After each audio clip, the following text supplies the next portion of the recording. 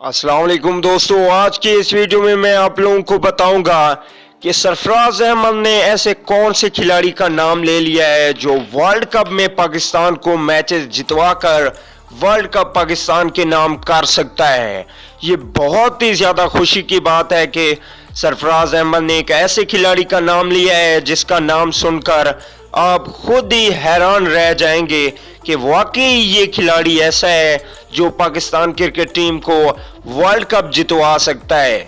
तो दोस्तों, अगर आप चैनल पे बिल्कुल फर्स्ट टाइम है तो बिल्कुल फ्री में सब्सक्राइब कीजिए इस चैनल को और साथ में लगे बेल के आइकन को जरूर प्रेस कर देना है।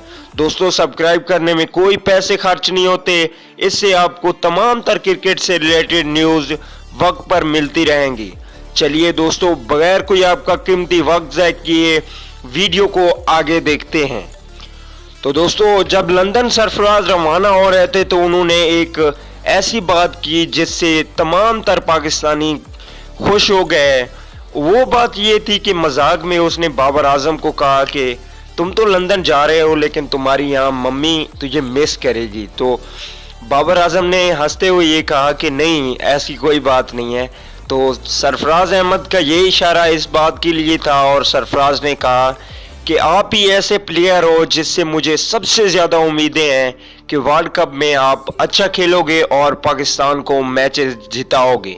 इसके अलावा सरफराज अहमद का कहना था कि इमरान खान की तरह मैं भी चाहता हूं कि जिस तरह उन्होंने 1992 में पाकिस्तान को वर्ल्ड कप जितवाया था, इसी तरह मैं ये वर्ल्ड कप 2019 पाकिस्तान को जिताऊं और पाकिस्तान कौम को एक तोहफा दूं।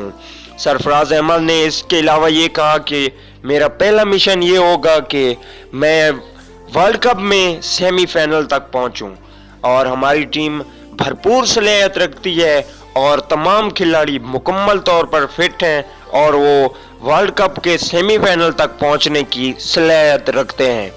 तो दोस्तों, हमारी पाकिस्तान टीम के साथ दुआएं हैं कि वो वर्ल्ड कप के सेमीफाइनल में पहुंचे और सेमीफाइनल के बाद फाइनल में पहुंचे और फाइनल जीतकर पाकिस्तान वापस आए। इससे बड़ी खुशी की खबर और क्या हो सकती है कि Pakistan cricket team world cup जीतकर पाकिस्तान आए। अगली वीडियो तक के लिए इजाज़त दीजिए।